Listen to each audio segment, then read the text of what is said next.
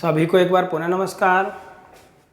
साथियों, बाल विकास एवं शिक्षा शास्त्र के अंतर्गत हम अभी तक थ्योरी क्लास की वीडियो अपलोड कर रहे थे और आज हम जितने भी अब तक वीडियो अपलोड कर चुके हैं उनसे संबंधित महत्वपूर्ण ऑब्जेक्टिव क्वेश्चन आपको सॉल्व करा रहे हैं। और लगभग 2-3 वीडियो अपने ऑब्जेक्टिव क्वेश्चन के अपलोड किए जाएंगे, उसके बाद ही अब थ्योरी की वीडियो क्लास अपलोड की जाएगी। तो साथियों, एक बार पुनः आपको नमस्कार और हमारे YouTube चैनल MPIC कैंपस में आप सभी का स्वागत है। आपसे आग्रह है कि हमारे वीडियो को देखने के बाद आपको वीडियो अगर अच्छा लगे तो हमारे चैनल को सब्सक्राइब अन्य लोगों से करवाएं, शेयर करें। तो साथियों, देखते हैं महत्वपूर्ण जो क्वेश्चन है उनको सॉल्व करते हैं। पहला क्वेश्चन है, किस दार्शनिक ने मनोविज्ञान को आत्मा का विज्ञान माना है? ऑप्शन ए वुडवर्थ एवं स्किनर, ऑप्शन बी प्लेटो एवं अरस्तु, ऑप्शन सी पोम्पोनाजी एवं वाटसन और option D Crow and crow. तो इसका जवाब है साथियों प्लेटो एवं अरस्तु। ये प्रमुख दार्शनिक थे और आत्मा के विज्ञान को मानने वाले थे। दूसरा क्वेश्चन देखते हैं। मनोविज्ञान व्यवहार का शुद्ध या निश्चित विज्ञान है, यह कथन किसका है?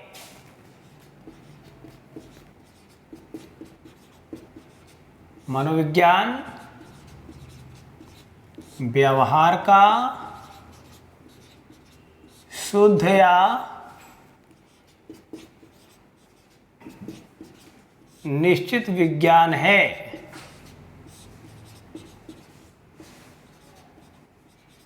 यह कथन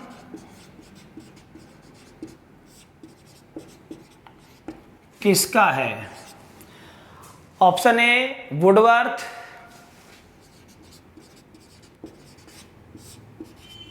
option B Watson, option C Skinner,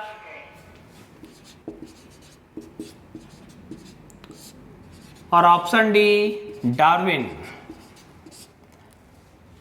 तो मनोविज्ञान को व्यवहार का शुद्ध या निश्चित विज्ञान मानने वाले कौन है? तो इसके लिए प्रमुख जो वैज्ञानिक हैं वो वाटसन ही हैं।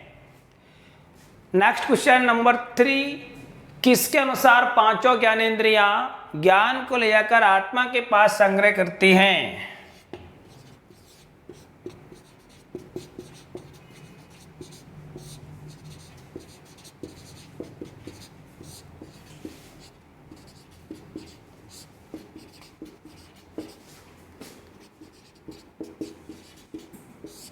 पांचों ज्ञानेंद्रियां ज्ञान को ले जाकर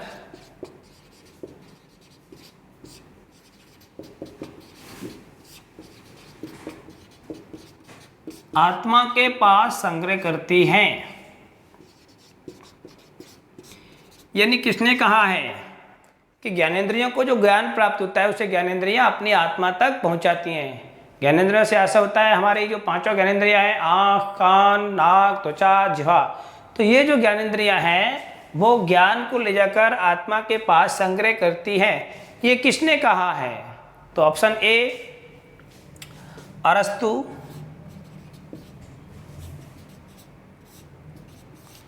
ऑप्शन बी वाटसन,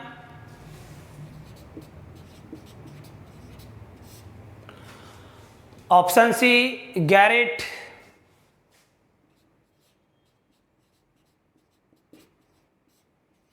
और ऑप्शन डी इनमें से नहीं या उपरोक्त में से नहीं।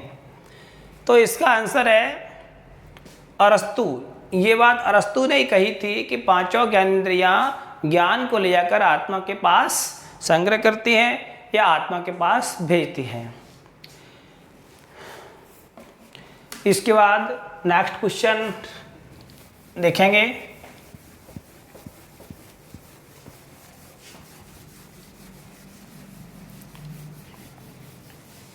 तो नेक्स्ट क्वेश्चन है, साइकोलॉजी शब्द का सर्वप्रथम वर्गीकरण किसके द्वारा किया गया था?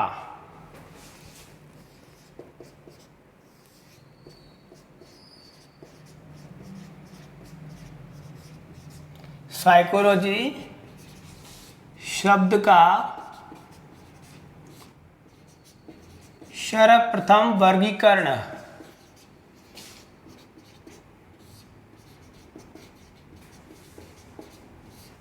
किसके द्वारा किया गया?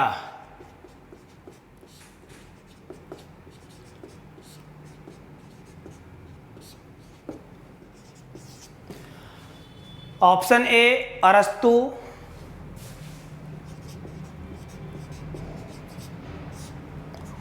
ऑप्शन बी प्लेटो,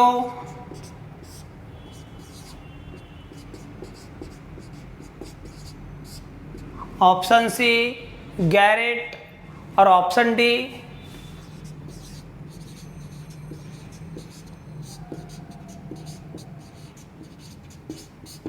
इनमें से नहीं।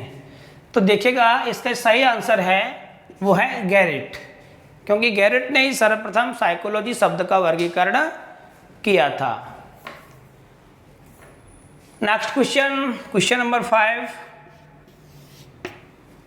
क्वेश्चन नंबर 5 है, मनोविज्ञान शब्द का सर्वप्रथम प्रयोग कब और किसने किया था? मनोविज्ञान शब्द का सर्वप्रथम प्रयोग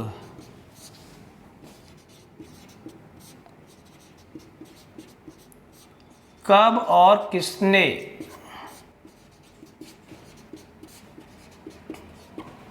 किया था? तो बात है मनोविज्ञान शब्द के प्रयोग की। ऑप्शन ए 1600 ईस्वी में गैरेट ने,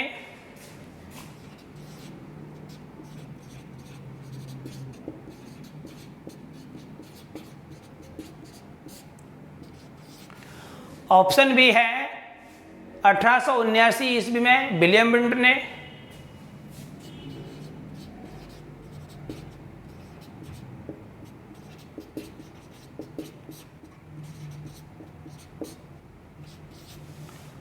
ऑप्शन सी है 1590 ईस्वी में गायकले,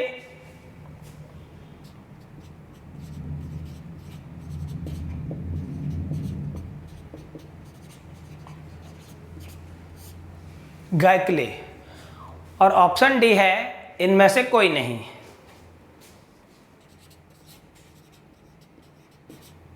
इनमें से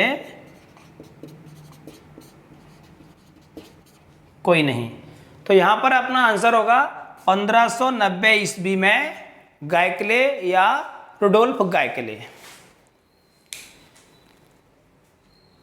अब नेक्स्ट क्वेश्चन देखते हैं।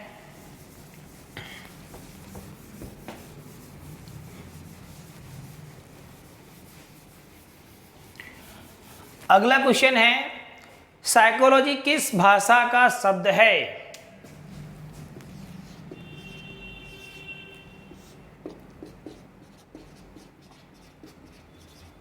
साइकोलॉजी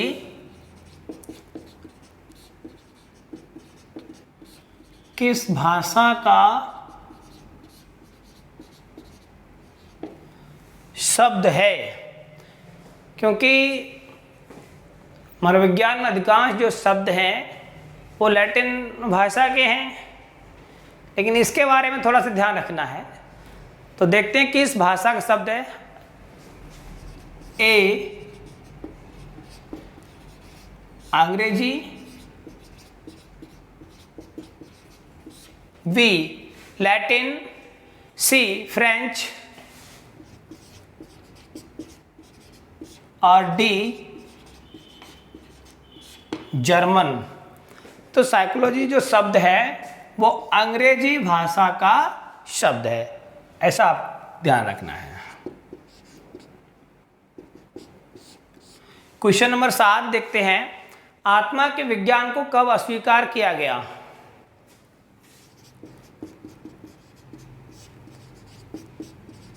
आत्मा के विज्ञान को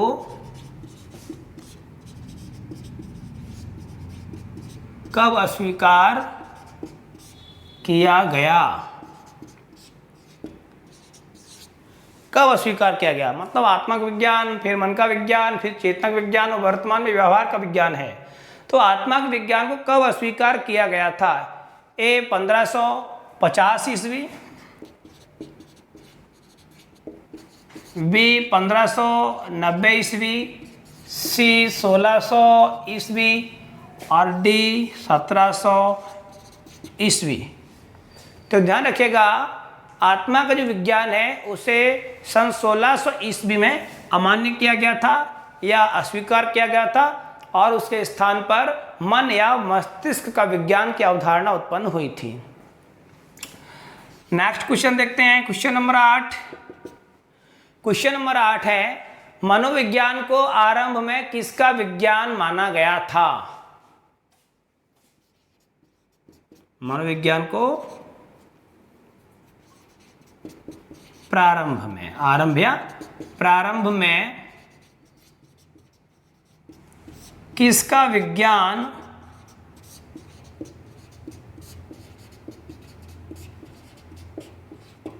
माना जाता था?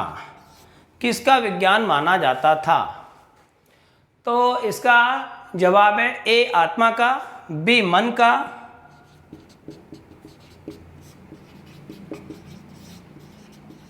मन या मस्तिष्क बोलते हैं, सी चेतना का और डी व्यवहार का। किसका माना जाता था? तो प्रारंभ में ध्यान रखिएगा आत्मा का विज्ञान ही उसको माना जाता था।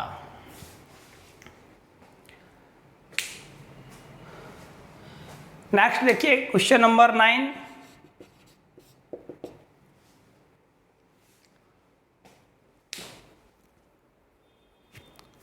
क्वेश्चन नंबर 9 थोड़ा बड़ा है, देखते हैं।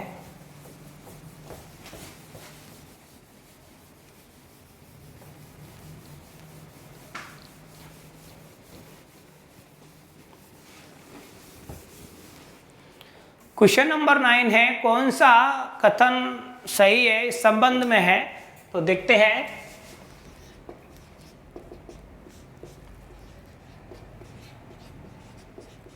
कौन सा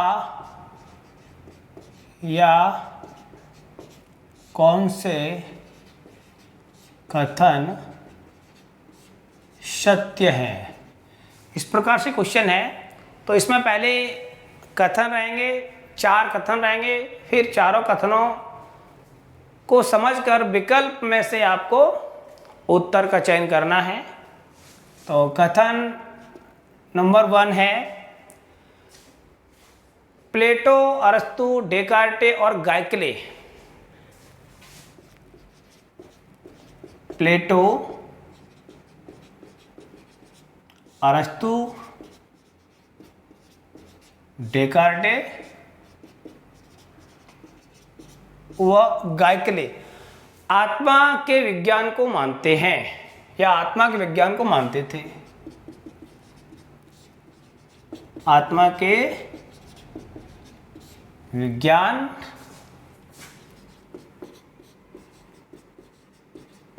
को मानते थे। दूसरा कथन है, साइकी और लोगस ग्रीक या यूनानी भाषा के शब्द नहीं है।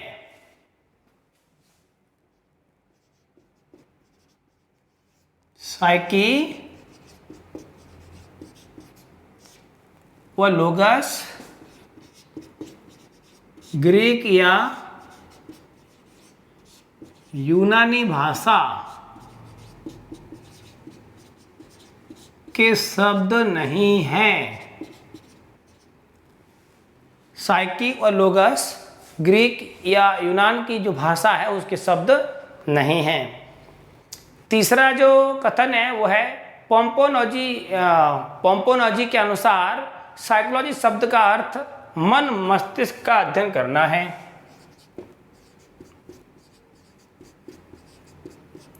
पोम्पोनोजी के अनुसार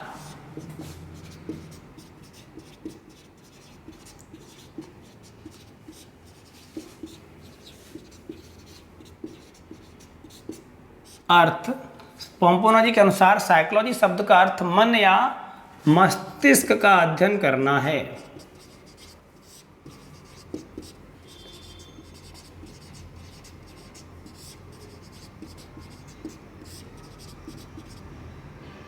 ये कथन है। और चौथा कथन है पोम्पोनोजी, जॉन लॉक, थॉमस रीड, रिचेरी।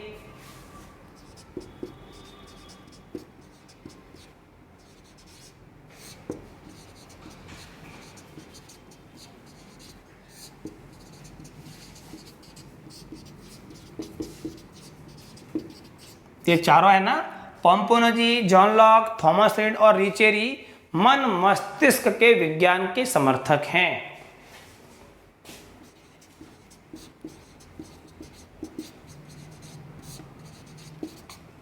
मन मस्तिष्क के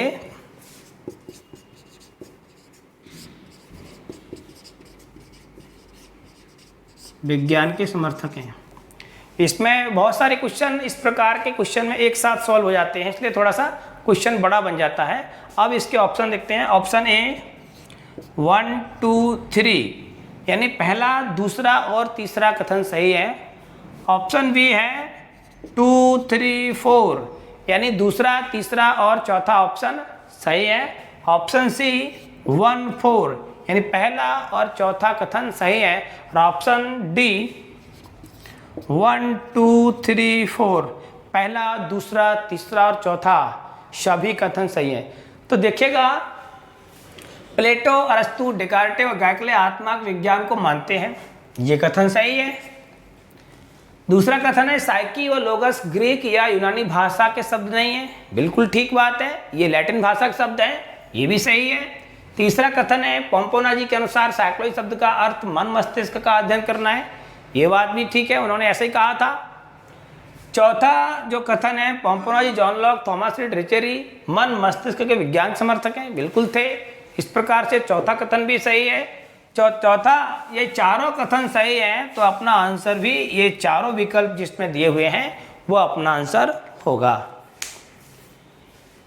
इसके बाद नेक्स्ट क्वेश्चन देखते हैं, क्वेश्चन नंबर 10।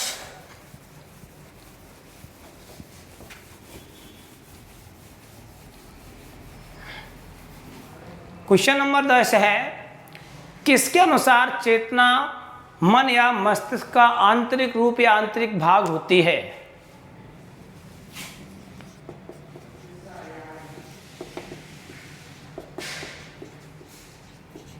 किसके अनुसार चेतना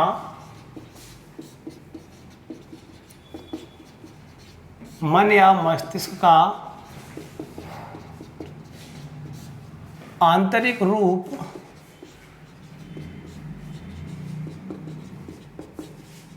या आंतरिक भाग होती है? इसमें पहला ऑप्शन है William Woodworth,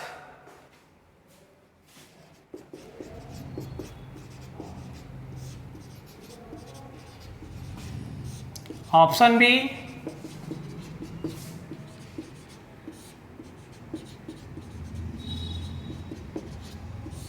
William McDougall, option C है विलियम जेम्स,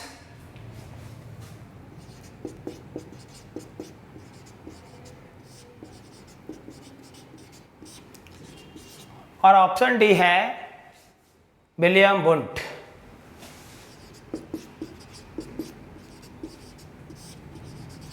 सभी विलियम छाटे हैं, तो इसमें कौन सा विलियम है? चेतना को मन मस्तिष्क का आंतरिक रूप या आंतरिक भाग होती है, ऐसा कहा था विलियम वुंट ने, तो अपना आंसर सही है William won't, option D. Next question, question number 11। Question number 11 है, मानसिक पीढ़ी के प्रथम ज्ञान को क्या कहते हैं?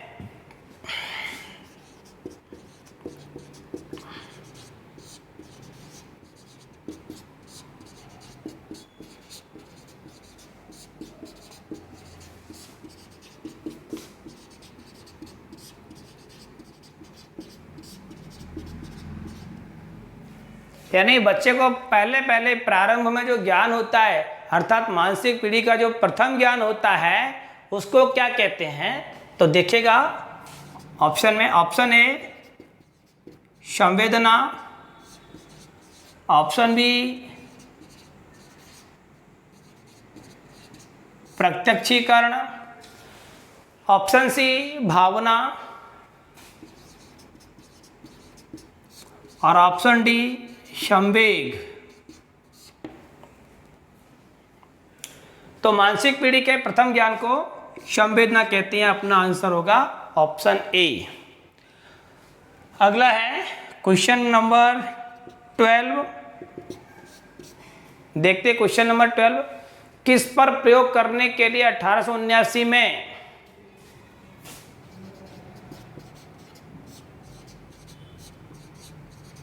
किस पर प्रयोग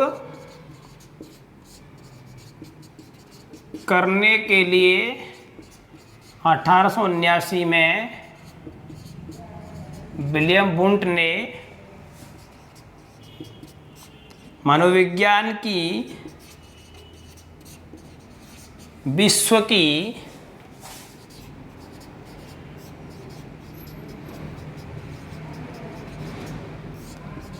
प्रथम प्रयोगशाला स्थापित की थी?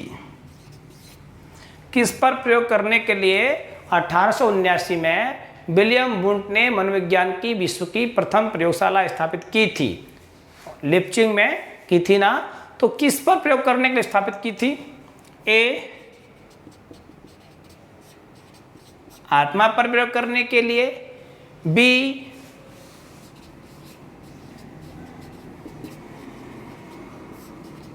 मस्तिष्क पर, सी चेतना पर और डी व्यवहार। तो यहाँ हमारा आंसर है विलियम वुंट चेतनावादी थे और उन्होंने चेतना पर प्रयोग करने के लिए ही प्रयोगशाला स्थापित की थी। तो हमारा आंसर होगा ऑप्शन सी।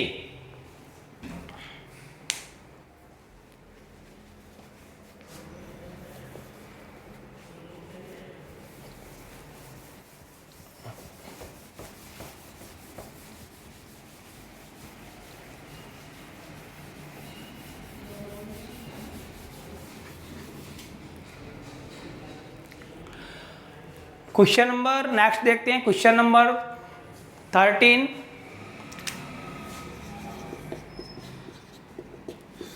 13। कब से पहले यानी किस समय से पहले, कब से पहले मनोविज्ञान को दर्शन शास्त्र के भाग के रूप में पढ़ाया जाता था? ऐसे लिख सकते हैं, कब से पूर्व मनोविज्ञान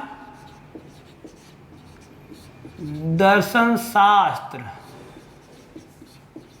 का भाग था या दर्शन शास्त्र के भाग के रूप में पढ़ाया जाता था? ए 1590 से पूर्व, पहला ऑप्शन क्या है? 1590 ईस्वी से पूर्व। ऑप्शन बी है 1600 ईस्वी से पूर्व।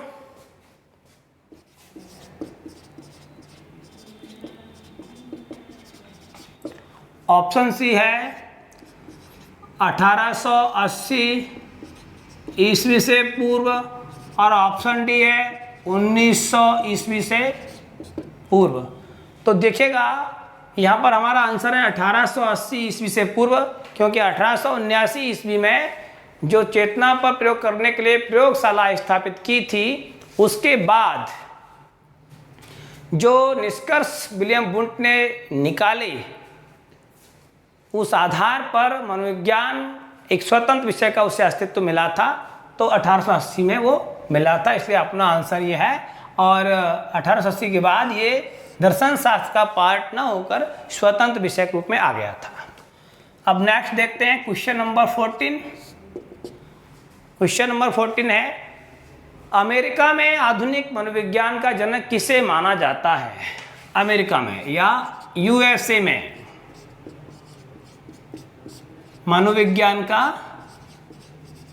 जनक, आधुनिक मनोविज्ञान कह सकते हैं, या आधुनिक काल में जनक किसे माना जाता है? कौन है देखते हैं। ए स्किनर, बी विलियम जेम्स, सी वाटसन और डी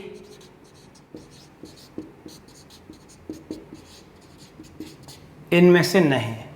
तो ध्यान रखिएगा, विलियम जो जेम्स हैं उन्हें आधुनिक समय में अमेरिका में मनोविज्ञान का जनक माना जाता है। तो अपना आंसर क्या है? William James. नेक्स्ट देखते हैं क्वेश्चन नंबर 15। क्वेश्चन नंबर 15 है, आधुनिक मनोविज्ञान के जनक कौन हैं?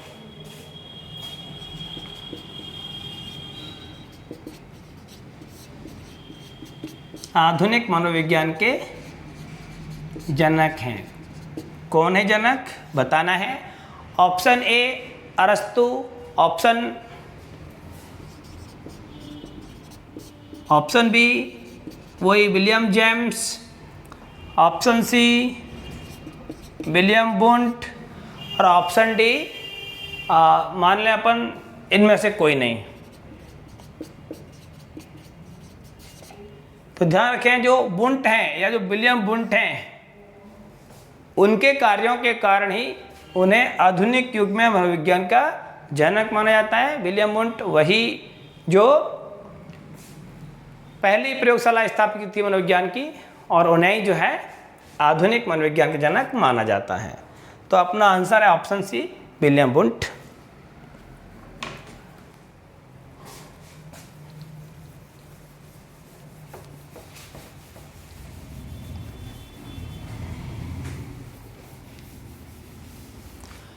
नेक्स्ट क्वेश्चन देखते हैं, क्वेश्चन नंबर 16। निम्नलिखित में से कौन सा चेतनाक विज्ञान को या कौन से मनोवैज्ञानिक चेतना विज्ञान को नहीं मानते हैं? ऐसे लिख सकते हैं, चेतना के विज्ञान को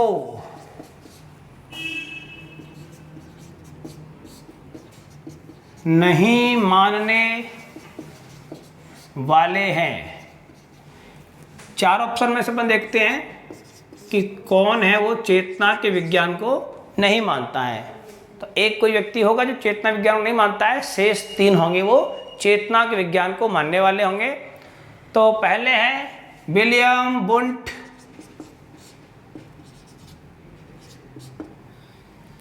ऑप्शन बी है विलियम जेम्स,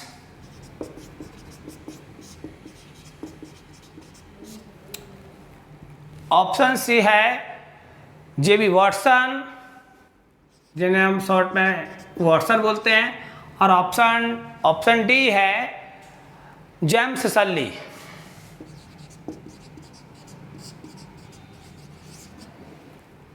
तो विलियम वुंट, विलियम जेम्स और जेम्स सल्ली ये तो चेतना विज्ञान को मानते हैं। कौन नहीं मानता है? वाटसन नहीं मानता है, क्योंकि वाटसन व्यवहार के विज्ञान को मानता है। तो अपना आंसर होगा option C. Next question number 17। Question number 17 है, मन की कौन सी तीन प्रवृत्तियां हैं?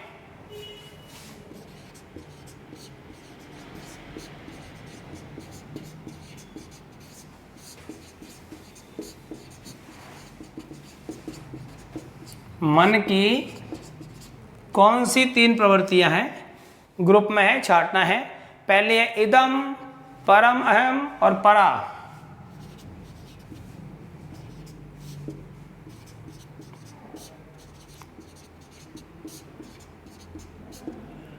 परम। ऑप्शन बी है इदम, अहम, परम अहम।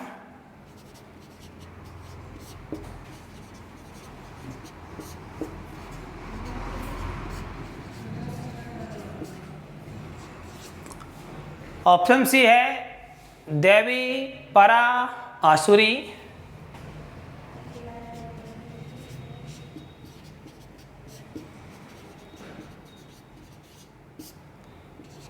और ऑप्शन डी है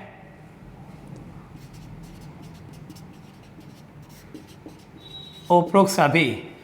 तो मन की 3 प्रवृत्तियों रूप में इदम, अहम और परा अहम को जाना जाता है। तो अपना आंसर होगा ऑप्शन वी। अब नेक्स्ट क्वेश्चन देखते हैं।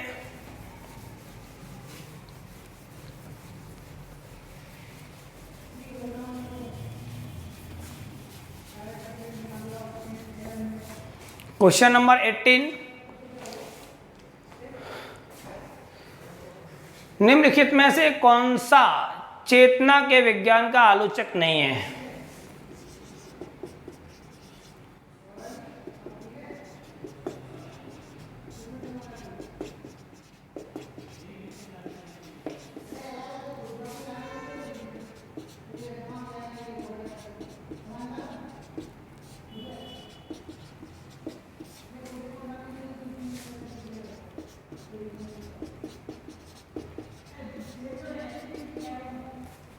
चेतना विज्ञान का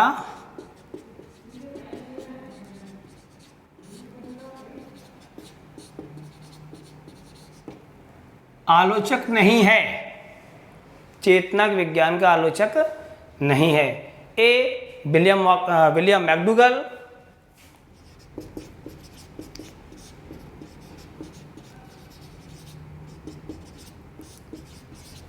ऑप्शन बी है विलियम जेम्स,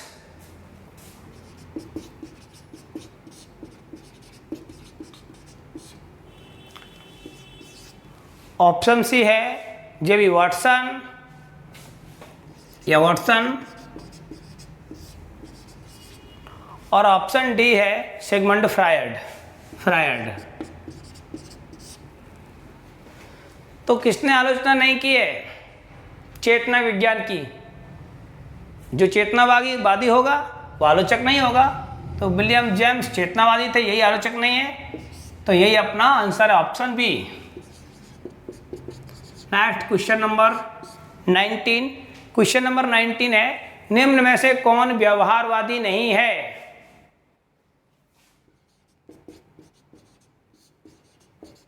निम्न में से व्यवहारवादी नहीं है।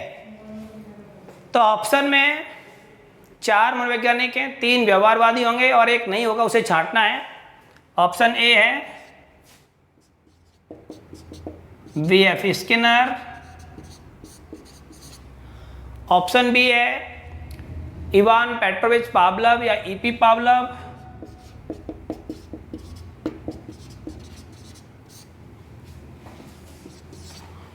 ऑप्शन सी है C.L. हल,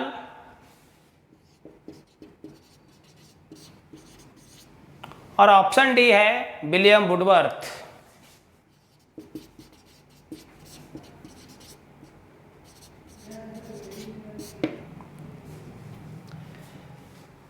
इसमें व्यवहारवादी नहीं है। तो देखिएगा, जो स्किनर हैं या पावलव हैं या C.L. हल हैं, ये व्यवहारवादी हैं, और विलियम वुडवर्थ व्यवहारवादी नहीं है, प्रकारवादी हैं। तो ये विलियम वुडवर्थ अपना आंसर है, option D. Next question number 20 देखते हैं। क्वेश्चन नंबर 20, मनुष्य के ज्ञानेंद्रियां मन के किस भाग में काम करती हैं? या यूं देख सकते हैं, ज्ञानेंद्रियां किस भाग में काम करती हैं, किस भाग में कार्य करती हैं? ज्ञानेंद्रिय आप जानते हैं अपनी 5 ज्ञानेंद्रियां हैं, आँख, कान, नाक, जिह्वा और त्वचा।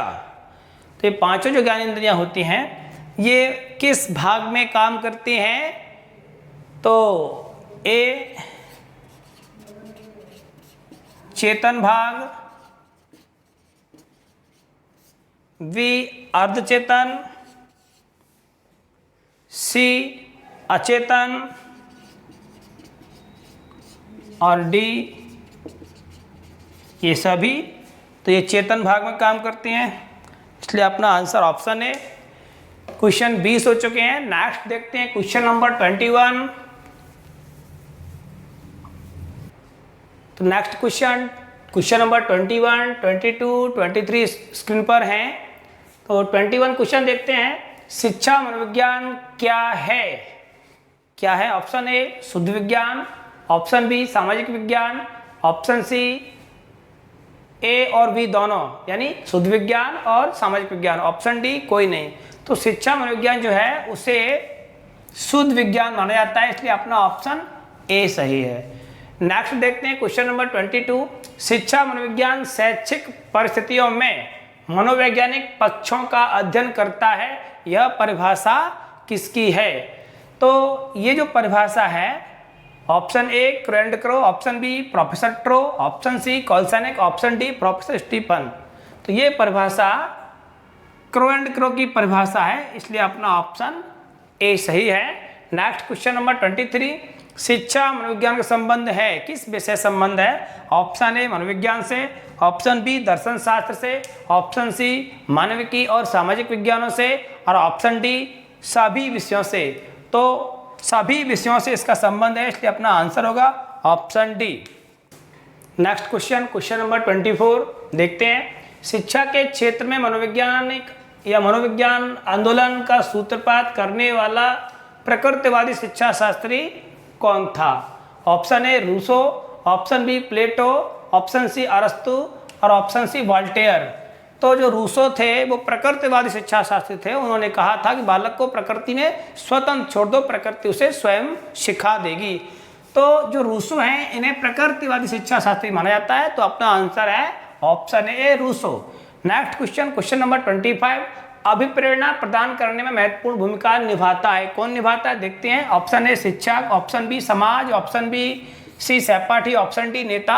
यहाँ पर शिक्षक की महत्वपूर्ण भूमिका होती है, इसलिए अपना आंसर है ऑप्शन ए। Question number 26। मानसिक स्थिति के बाह्य रूप को व्यवहार बताने वाले मनोवैज्ञानिक कौन हैं?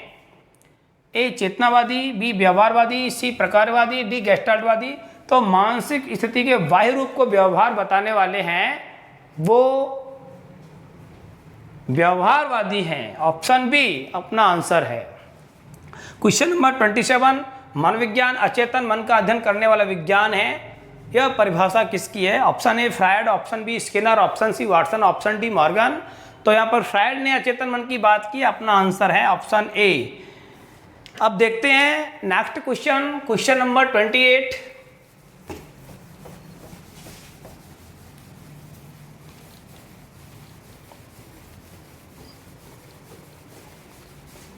क्वेश्चन नंबर 28 है। मनोविज्ञान आचरण व यथार्थ विज्ञान की परिभाषा किसकी है? मनोविज्ञान आचरण व यथार्थ का विज्ञान है।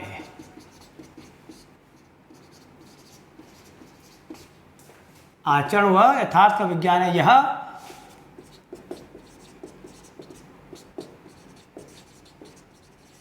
परिभाषा किसकी है? Option A William McDougall,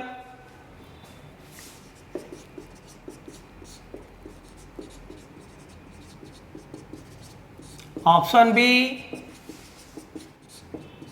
William Woodworth, option C Watson और option D Crow and crow.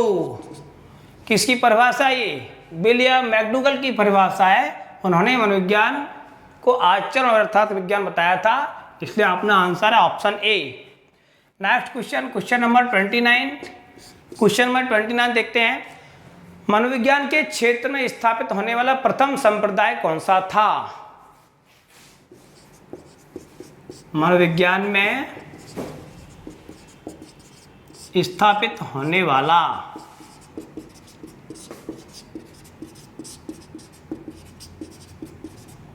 प्रथम संप्रदाय है, कौन सा है? ए गेस्टाल्टवाद, बी संरचनावाद, सी प्रकारवाद और डी व्यवहारवाद। तो आपको यहाँ पे ध्यान रखना है साथियों, विलियम वुंड द्वारा स्थापित जो संरचनावाद है वह मनोविज्ञान के क्षेत्र में स्थापित होने वाला प्रथम संप्रदाय है। तो अपना आंसर है ऑप्शन बी। देखते हैं last question, question number 30। Question number 30 है, निम्न में से कौन संरचनावादी नहीं है? छांटना है, संरचनावादी नहीं है। एक व्यक्ति है, एक मनोवैज्ञानिक संरचनावादी नहीं है, उसे छांटना है। Option A Adler, option B Titchener, option B वेडफोर्ड,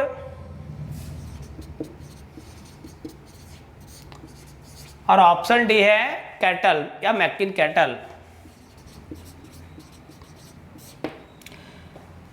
ये एडलर, टिचनर और बेडफोर्ड संरचनावादी विलियम वुंड के समर्थक थे, तो इन्हें भी संरचनावादी माना जाता है। और ऑप्शन डी में जो कैटल हैं वो संरचनावादी नहीं थे, इसलिए अपना आंसर है ऑप्शन डी। दोस्तों आज के वीडियो में इतना ही। 30 क्वेश्चन अपलोड किए हैं। नेक्स्ट वीडियो में 31 से और 60 तक क्वेश्चन हैं वो अपलोड किए जाएंगे। सभी के लिए नमस्कार, धन्यवाद।